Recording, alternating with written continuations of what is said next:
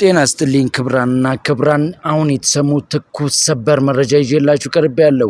ወደ መረጃችን ስናልፍ አሜሪካና ኢራን በፓኪስታን የሰላም ስምምነት ላይ መድረስ ባለመቻላቸው ዶናልድ ትራምፕ አሜሪካን በሆርሙዝ ሰርጥ የሚገቡና የሚወጡ መርከቦችን እንደምታግድ አስታውቀዋል። የአሜሪካ ማዕከላዊ እዝ ሴንቲኮም የአሜሪካን ኃይል ባህረ ሰላጤውን ጨምሮ ወደ ኢራን ወደቦች በሚገቡና በሚወጡ መርከቦች ላይ ያለ ልዩነት እገዳውን እንደሚያስፈጽም ገልጿል። ይሁን እንጂ ሴንቲኮም የአሜሪካን ኃይሎች ከኢራን ወደቦች ውጪ በሚደረገው የመርከቦች ነፃ እንቅስቃሴ ላይ እንቅፋት እንደማይሆን አስታውቋል።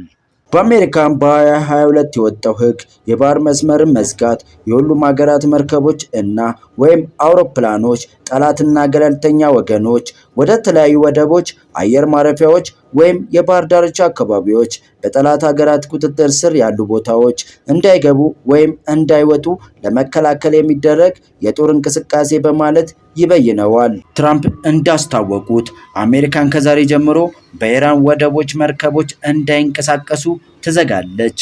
የመከላከያ ተንታኞች ይህ የአሜሪካን እርምጃ ኢራን ነዳጅ እንዳትሸጥ ያደርጋል ብለዋል። ስቲን ክራምፕ የተባሉ ተንታኝ የኢራን ወደቦች ለመዝጋት ትራምፕ የያዙት እቅድ የኢራንን ጦርነት የበለጠ የሚያባብስ እና ስምምነት ባለመደረሱ የትራምፕን ብስጭት የሚያንጸባርቅ ነው ብለውታል። እቅዱ እንደ ቻይና ላሉ ሀገራት ኢራን ነዳጇን እንዳትሸጥ የሚያደርግ ሲሆን ይህም ኢራን ላይ ጫና ያሳድራል።